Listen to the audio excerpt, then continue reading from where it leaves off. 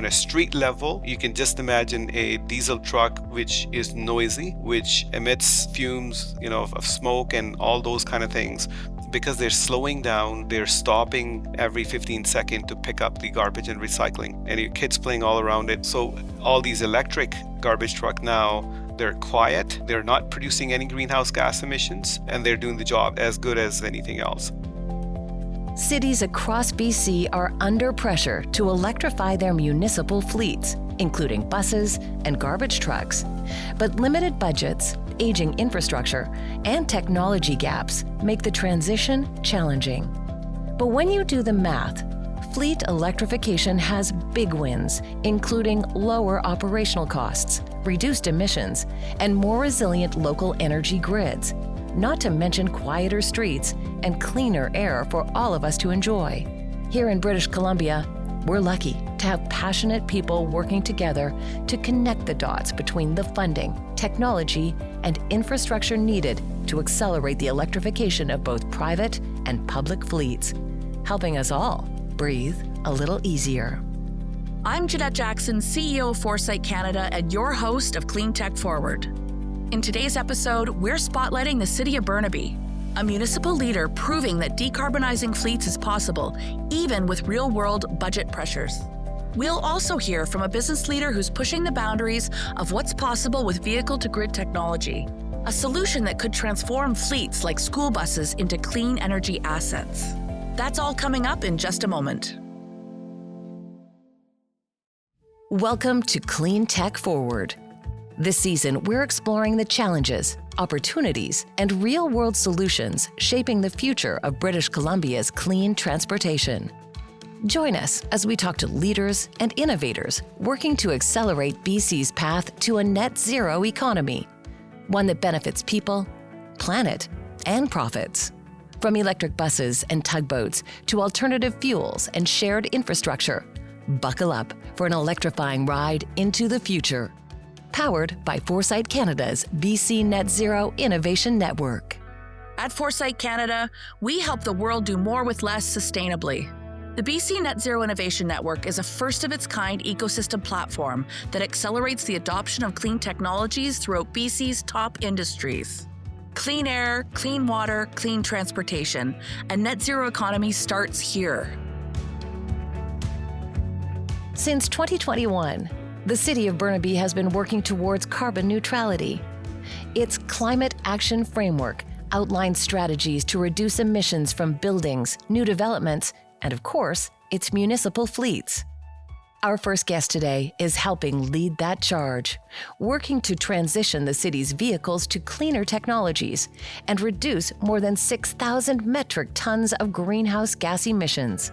Burnaby is showing what's possible for municipalities across BC, but not without a few speed bumps along the way. My name is Tosi Forage. I'm the manager of city fleet and equipment at the City of Burnaby, and my current role involves overseeing the transition of our municipal fleet to more sustainable and efficient alternatives, including zero-emission vehicles or any other low-emission technologies that may arise in the future. I do closely work with various departments, stakeholders, and industry partners to ensure our fleet aligns with our climate action framework and broader strategies and goals. I love that. Now, is this something that an opportunity came and you raised your hand? And of course, what motivates you to lean in to the net zero economy? My academic background is environmental engineering technology, and I've got a master's in environment and management. So the motivation comes from a deep passion for sustainability, and I always look for the opportunity to create some meaningful environmental impacts. So, City of Burnaby, they've been working on the climate action framework for a long time, and I think they were looking for a suitable position. So, in 2021, I interviewed and moved to this position. So, I brought my passion here. What exactly is the Burnaby Climate Action Framework? I'll just talk very generally. Your major sources for greenhouse gas emissions, they're coming from your buildings, your garbage, and your fleet. Call them 30% each, right? For discussion purposes. So when that happens, then you try to find the retrofits for the existing buildings, or you come up with a policy for your brand new buildings, how you will become carbon neutral. So there is a lot of work that's going on there. It's going to take some time. to get there where we want to get there. Then you have the garbage where you have zero waste emission policy, and you're trying to do zero waste, so that there's no greenhouse gas emissions or minimum greenhouse gas emissions. That takes a bit of time. And then you have the fleet portion of it. City of Burnaby, we have our fleet, all types of fleet and equipment, and we are a medium-sized municipality. So our greenhouse gas emissions are just above 6,000 metric tons. So there's an opportunity to reduce those and have tangible results for, by just transitioning to electric or other suitable sustainable technologies and achieve those 6,000 metric tons, which is quite a bit from the fleet services side of it. Let's spark the imagination of the folks listening because they're not thinking about fleets and electrification. What would that feel like and be like for an everyday constituent? Yeah, absolutely. So I think you could just imagine overall the gas guzzlers fleet that roams about in the community on a daily basis. You have the loaders and the backhoes operating on the roads and in the back alleys and fuming smoke. And if you have all of this transition to electric or other sustainable technology, because when I say this, I'm also envisioning hopefully there's some hydrogen technology that comes about in the future as well. So from City Burnaby side of it, if we can reduce the 6,000 metric tons of greenhouse gas emissions all of a sudden, you can just imagine the environmental benefits that we get from there. On a street level, you can just imagine a diesel truck which is noisy, which emits fumes, of smoke and all those kind of things. Because they're slowing down, they're stopping every 15 seconds to pick up the garbage and recycling, right? So, and your kids playing all around it. So all these electric garbage truck now, they're quiet, they're not producing any greenhouse gas emissions, and they're doing the job as good as anything else. So I think there is a difference that eventually we will see happening at the very basic level, at the street level. And so, as you're looking to electrify and you're facing, pressures of higher costs and lower margins and all these types of things, what are the biggest financial and logistical hurdles that you're facing as you look to, electrify your fleets? Jeanette, you said it right. The budget is always the constraint, and especially the times that we're in today within British Columbia and in Canada and what's happening on the south side of it.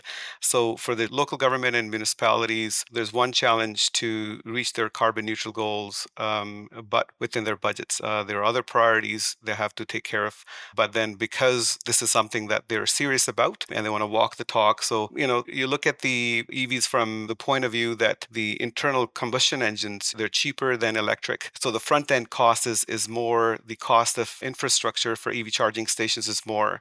But once you have that, then you can do the business analysis that, they're cheaper, they're environmental friendly, and all of those things. So yes, there are challenges, but when you have a goal to reach at, there are efficient ways where you can use the accountability principles and transparency principles to reach there. Yeah, absolutely.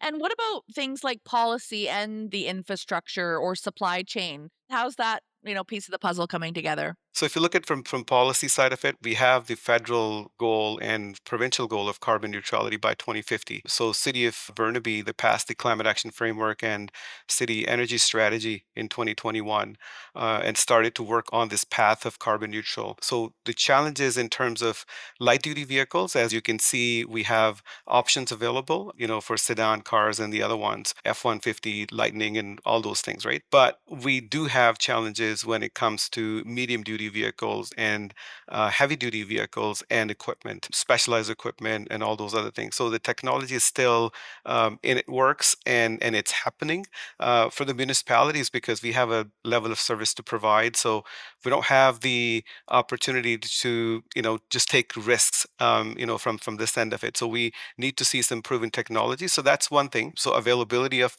technology. You mentioned the supply chain. That's certainly an issue.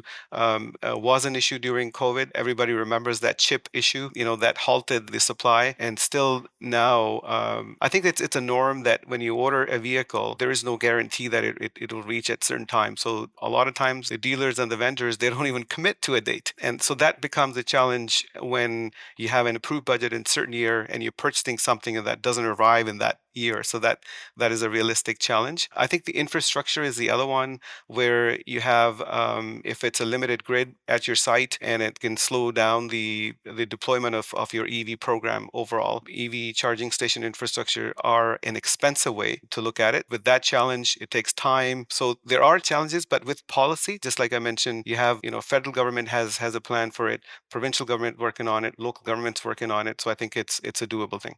Yeah. No, I know what you mean. Funny story, I actually sold my electric vehicle about 6 weeks ago. And I thought, "Oh, okay, I'll go start exploring, what else is out there."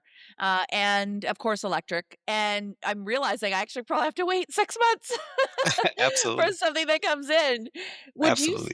would you say that that's one of the main differences between, an average consumer and municipality responsible for providing services to community, that certainty around supply chain, and making sure that when you order something, you get it at the right time? Are there other differences or nuances between you as a municipality buyer versus an everyday consumer that also exist? I think for a general consumer, it's one thing, to purchase a vehicle. They can go at a local dealer and pick something up. From our side of it, we have to be fair. So obviously, the bids have to be out. Somebody has to put a proposal in, and then it depends on what they're saying. So you have to compare and market from that end. So I think for us, a lot of people from outside, they kind of say, "Hey, have you bought Lightning?" "Oh no, I'm waiting for it." "Oh, but I saw one at lead dealership." But that's not how we purchased it. So there is a difference that, we can't really just do the window shopping, on one end of it. But I think from a private end of it and from the public end of it, the other difference is that if the business decision from the private organization, if that works out, if their ROIs, return on investment, if they work on those, and they're good enough. But for the public, municipalities, we have to navigate the public accountability, the regulatory requirements, and long-term sustainability commitments. So we have to look at those, when we're moving towards the CV. So it becomes a little bit more challenging than the private organization. Despite the differences between public and private obligations when it comes to electrifying fleets, they do have two things in common: the desire to create a better future and to make sure the bottom line makes sense. Vehicle-to-grid technology, also known as V2G, is an emerging technology that turns parked EVs into mobile batteries, feeding energy back into the grid and creating new revenue streams. It's a game changer with massive potential, and one BC-based company is working to bring it to fleets across Canada with support from Foresight's BC Net Zero Innovation Network. Hi, I'm Rob Safrata. I started Fuse Power last year to solve one of the most exciting challenges to the electric grid over the next few decades, which is using vehicle batteries to power our grid. So Rob and I have known each other for a little while now, and he's definitely spearheading some incredible projects throughout BC and beyond when it comes to clean transportation. Why don't you share a little bit more about your projects over the last few years? Because I know you're dabbling in a few. I hadn't planned on it, but I looked at a number of companies and I purchased a local same day courier company in the year 2000. Now, I'm going to shift over here. Why do people do things that are environmental or green? Everyone comes at it from a different starting point. I got into it because I'm a very lucky fellow. The woman I've been married to now for over 40 years is the founding chair of EcoTrust Canada. And when I bought a local same day courier company, she said, "Why did you buy this polluting business?" And immediately it dawned on me, because I can clean it up. I've decided that what I do is I buy dirty companies and clean them up. And this has become a cause for me. Rob's passion for cleaning up dirty fleets led him to discover the promise of vehicle-to-grid technology. And now, he's working on bringing it to the masses. Yes, and again, to explain how did I come to it, Novex Courier, we have a number of hybrid and electric, mainly cars, and that works because the electric car price is similar to a gas equivalent, more or less, and then the maintenance and fuel is lower. So the couriers do that because it's a good business decision. However, with West Coast Sightseeing, I bought in '09, 60 large, I'll say it, old, terrible tour buses. I was really trying to figure out for better part of 6 years now, how could I transition the entire fleet to electric? There weren't enough grants. There was, not enough maintenance or fuel savings that I could figure out, or any other things that could get me close to doing that. However, the revenue from vehicle to grid will enable that. And I realized a couple of years ago, this was a reasonably significant project on the side of my desk, that this was way bigger than us. This issue was way bigger than our fleet. This should be for everyone. So that's how Fuse was created, to help solve for everyone. And we're focusing mainly across Canada. I'm in Halifax reasonably often, in Ontario, Quebec, and working mainly though with BC Hydro. And so now we work on the full solution set for any fleet. So, with vehicle to grid being an emerging sort of solution, why don't you sort of share with us how it works and why it can be a real game changer for municipalities? This has to be, for me, one of the most exciting opportunities in front of us for many, many reasons. And it's a solution for many things, whether they're economic or health, sound, quiet, better working conditions. So school buses are the simplest application to understand. School buses typically drive 2 hours, then they rest, then 2 hours, and they're done. And they really go 50 to 100 kilometers, would be 80% of them. That's it. And yet they can go 300 kilometers, which means there's a lot of capacity sitting in the batteries when they're parked. There's been tests done and rollouts in North America and Europe. And in the United States, a school bus parked was earning $125 an hour sitting there, giving power. Well, that's probably more than it nets when it's driving kids to school and everything. That changes my business plan if I'm a school bus owner, big time. Now I can easily afford an electric school bus because I'm making so much more out of it than just driving. Okay, so that's one example. And then recently, the Pacific Northwest National Lab, a highly, highly credible lab in California, they did a very complete study. And the summary is this, it's in their first sentence. When all school buses in the United States are electric, there are 500,000 of them, that is equivalent to 61.5 gigawatts of power available to peak shave on the grid. Well, 61.5 gigawatts is more than BC and Hydro use, just to give some kind of context. So the scale of this will be a vehicle to grid will be in the future as big and important a component of utility and power supply as solar and wind and stationary storage are today. It will be an integral part of the future grid. When you hear numbers like that, it's clear. Vehicle to grid technology isn't just innovative, it's transformational.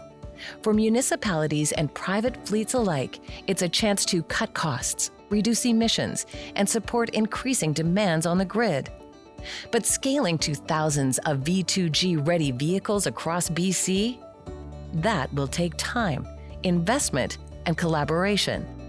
That's exactly what Rob and his team at Fuse are working toward, with help from partners like BC Hydro. You've got a big ambition to have hundreds of vehicles, of electric buses and fleet vehicles part of this vehicle to grid network. Today you're at 2.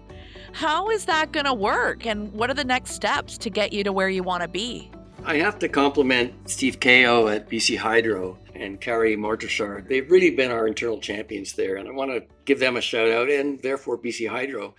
90% of what we're doing is what they wanted to explore, to know about, or to answer. And so, yes, we've had 2.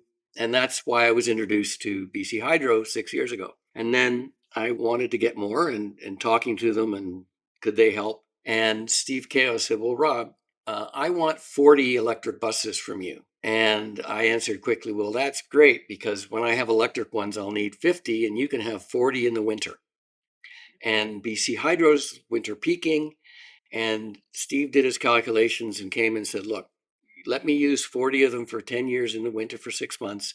I'll take them to Hope, BC, constrained substation, And their calculations are it'll peak shave by 20%, having those 40 batteries plugged in together and being able to give power to the grid at peak time. And it's less expensive for him, the amount he would have to pay us for us to get the 40, than it is to do the other things like upgrading the station. And hopefully those cost savings eventually transfer down to the consumer. I think, in BC in particular, we're pretty lucky. We're used to having, it feels like unlimited power, but a lot of people don't realize those days are numbered, right? Unless we want to build more Site C dams.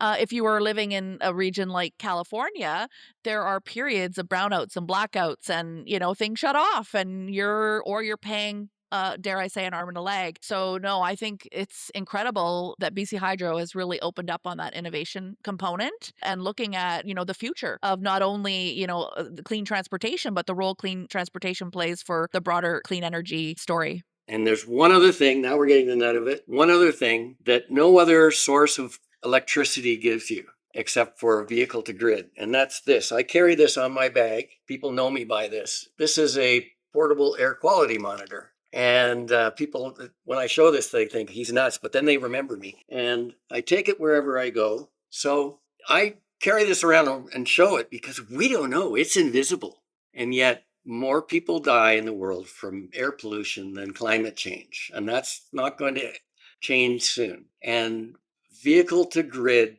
is the best way to have healthier air. There's many different measurements. New York City estimates that when all vehicles are electric in the city, in New York City, they'll save $6.2 billion annually in healthcare.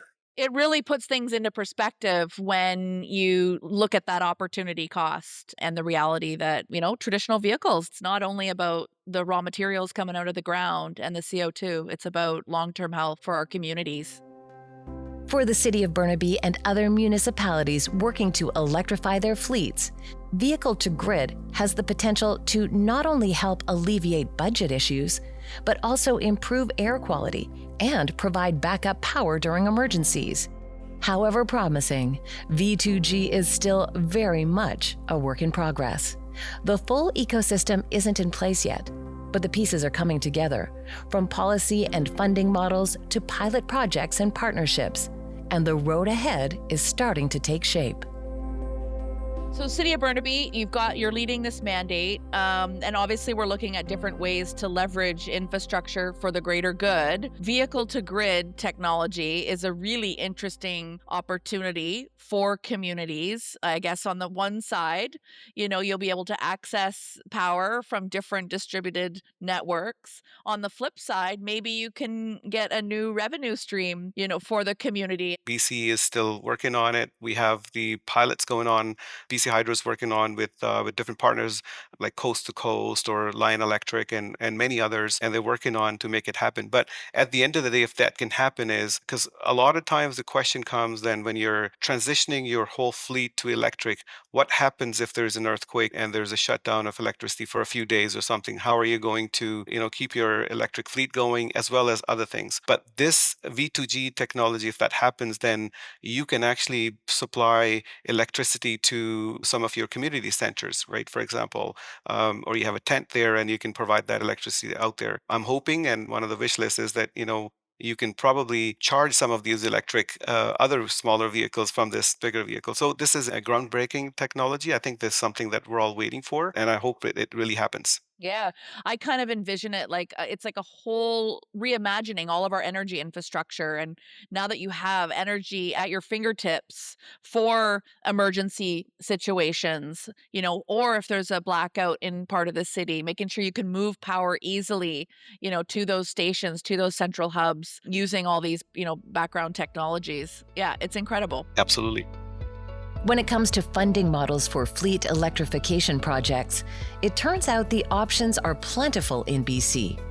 Government grants, incentives, and carbon credits are just a few of the resources public and private fleet operators can tap into. So let's talk a little bit about funding models. So you obviously have your existing, annual operating and capital planning budgets.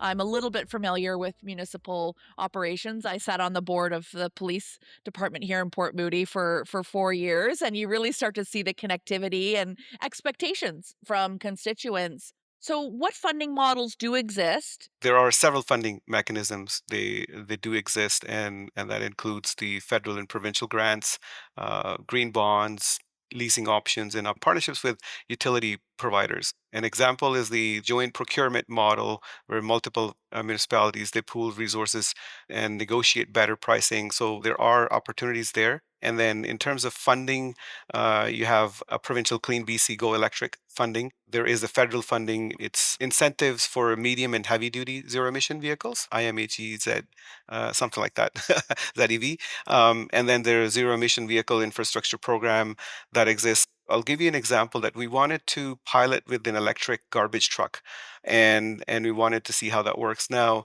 the internal combustion diesel engine powered garbage truck, which would cost around $500,000, electric is almost double the price. When it's a double the price, that's a cost prohibitive thing to go ahead and how to get that approved. But we almost got like $300,000 in funding from provincial and federal government. That really helped the business case for this truck.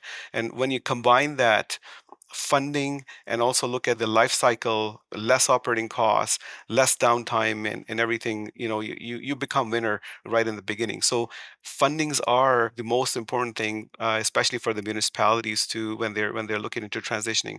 One last thing is the carbon credits. So if you own some EV charging stations, for example, City of Burnaby, we have almost at the end of June, we'll probably have around 350 EV charging stations, level 2, some level 3 as well.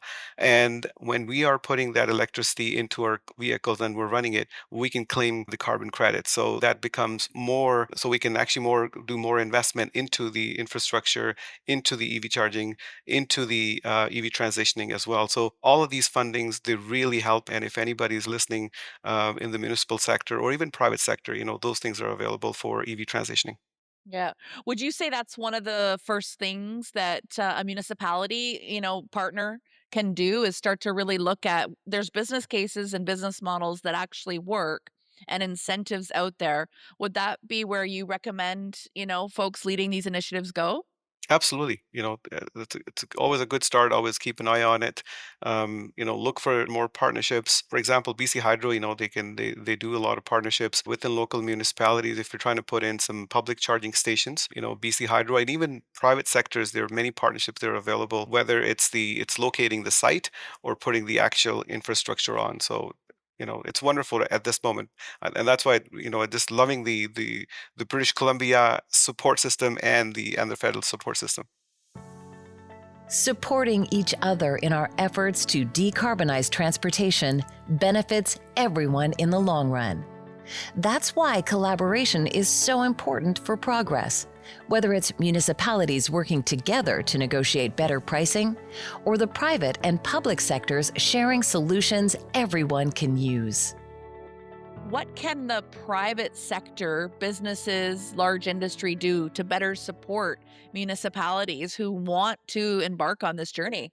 Yeah, I think it's a teamwork, as you mentioned, and the private industry plays a crucial role in providing this technology investment, infrastructure solutions, and even financial models. There are local companies, buy Canadian. There are local companies. They specialize in fleet electrification. They offer consulting services, for example. They're energy providers. There are hardware providers. So all of those, when you put them all together, you become a team, and it really becomes a teamwork to transition into electric. Is there something that can happen at the policy level, whether it's municipal, provincial, or federal, that could accelerate fleet electrification for you? So I think talking about the legislations and the policies from British Columbia, they said by 2035 all your light duty vehicles they need to be electric, right? So those are a good thing to have.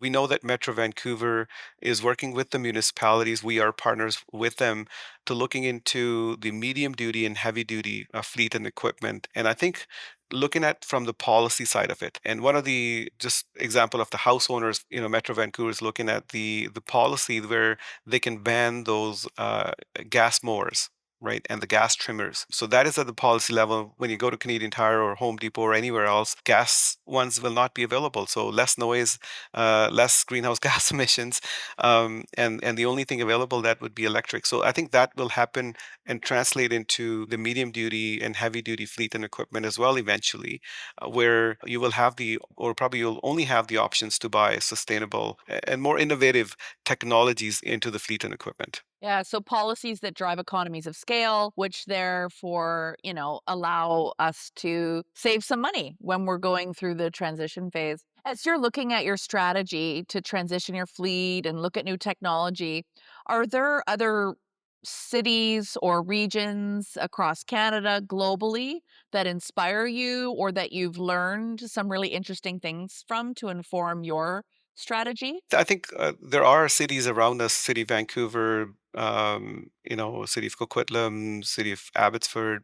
A lot of municipalities they're working towards these, and I think we are learning from each other. I would say, City of Burnaby, I would call it that we pretty much are the leaders in this transition, and I can tell you why because we have about like 350 EV charging stations infrastructure. So major task is to get the infrastructure in so that you can enroll into EV transition right away. So we are ready to adapt, and we're ready to accept if there's a technology available in terms of light duty, medium duty, and heavy duty. We have level 2 charging stations as well as level 3 charging stations. That means that we can charge our garbage trucks or heavy duty equipment as well. So we have been transitioning to light duty vehicles. We've been transitioning into smaller equipment. So yeah, so we've been doing all of this, and I think because the city of Burnaby also thought about that, it's going to take some time to get to the zero emission vehicles because of technology availability. We talked about the supply chain issues. We talked about budget constraints and all of those. So what do we do in the interim? So in the interim, we have switched from the regular diesel to R100, which is a hydrogen derived renewable diesel, which can reduce all the way up to 80% of greenhouse gas emissions. So City of Burnaby is doing a lot actually, and I'm very proud that our council and senior management, they're on the same page for this carbon neutrality purpose. With all of these critical components coming together and innovative minds like Rob and Tosif in the driver's seat, a future full of electrified fleets, both public and private, may be closer than we think. I think in the next decade or so, I envision widespread adoption of EV across municipalities, fleets, and even bigger organizations. And they're supported by the robust charging networks, not just locally, but outside in the neighboring municipalities and facilities as well. And hopefully a smart grid integration from BC Hydro or from the other private entities. And I think this will shift not only from reducing the emissions, but also creating new opportunities for innovation and job growth in the clean energy sector. So, Rob, it's so important that you're bringing your tangible, business owner experience into communities. What do you see as a possible vision for the BC Lower Mainland to really electrify everything over the next 10, 15 years? BC Transit had 4 electric buses for a while. And you gotta it's smart to walk before you run. So get one, drive one for sure. Get one or lease, or a lot of the bus companies will give it to you for free for a month. To try. Beyond that, you got to make it someone's job description. You have to make a bold plan and learn about it. And so when I say make it someone's job description, not full time necessarily, but okay, we want to report every month or quarter what you're learning, what's the business case, and to start learning, because this doesn't have to happen. Next year, no one's going to order 100. That would be not a smart thing to do. However, they could certainly transition their entire fleet over the next 5 or 6 years and make a significant difference. I don't have enough time today, but I cannot say enough about the social, the triple bottom line, the social impact, not just the environmental, the social impact of having these electric vehicles. Everyone in the company is proud that your company has it. You get better resumes, you get lower turnover, you get better drivers. You get pride. Customers love it. I used to get thumbs up when I had one of the first electric courier vehicles, and that's not usually what you get when you're a courier driver. There's a mandate to decarbonize, to look at innovation, to improve the operational efficiency, as well as meet some of these other targets. And that's sort of why the BC Net Zero Innovation Network was created, to bring in that capacity and help take these initiatives to the next level, because once you get some momentum, then it's easier to get buy-in from more decision makers, whether it's within the team or your customer base or, your broader stakeholder group. And I have found, Jeanette, since 2000, that with other companies, it's the one topic where other companies are very willing to share what they've learned, even if they're competitors, because it's important. It's bigger than us. It's about more than us. It's about more than our profits. So I would like to put a shout out that information is very robustly shared, and we can and should help each other. Thank you to Rob Safrata from Fuse Power Management and Tosi Forage from the City of Burnaby for joining me today, and for the important work they're doing to drive innovation and bring cleaner air to communities across BC. It's through collaborations like these that we're turning big ideas into real impact. One battery, one engine, one vehicle, and one fleet at a time. One of the things I love about the transportation sector is people are working together to solve these problems. Whether it's Rob and his team at Fuse or some of the other incredible innovators across our BC ecosystem, people are passionate about clean transportation and getting those technologies and solutions deployed today. While climate targets are ambitious, the reality is action starts on the ground in municipalities. And this is why the work that the City of Burnaby is doing is so amazing. We can imagine a future where all of the service vehicles in our communities, they're quiet and they're clean, and you can actually hear your kids laughing and hear the birds chirping. And I think this is something that all of us can look forward to, as well as healthier environments that we all live, work, and play in. If I were to leave our listeners with a final aha moment for this episode, especially if you're someone with influence, funding, or passion to advance clean transportation, it's this. Accelerating the adoption of electric fleets shouldn't be a competition. It should be a collaboration. We all win when we share knowledge, align resources, and support the solutions that are already working. That's exactly what the BC Net Zero Innovation Network is here to do. Connect the people, technologies, and ideas that can move us further, faster. Whether you're a company making smart, sustainable business decisions, or a municipality trying to hit climate goals without breaking the budget, we all share the same endgame: a cleaner, more resilient, and prosperous future for people and planet. So let's make it happen, together. On the next episode of Cleantech Forward, ports and shipping are among the biggest barriers to decarbonizing BC's transportation system. How can we change that? Let's explore solutions that will transform BC into a leader of sustainable shipping. Add us to your playlist so you don't miss it. Cleantech Forward is fueled by Foresight Canada's BC Net Zero Innovation Network, powered by Pacific Economic Development Canada and the Government of British Columbia. Learn more about how BC is driving the future of clean transportation at foresightcac.com/British Columbia.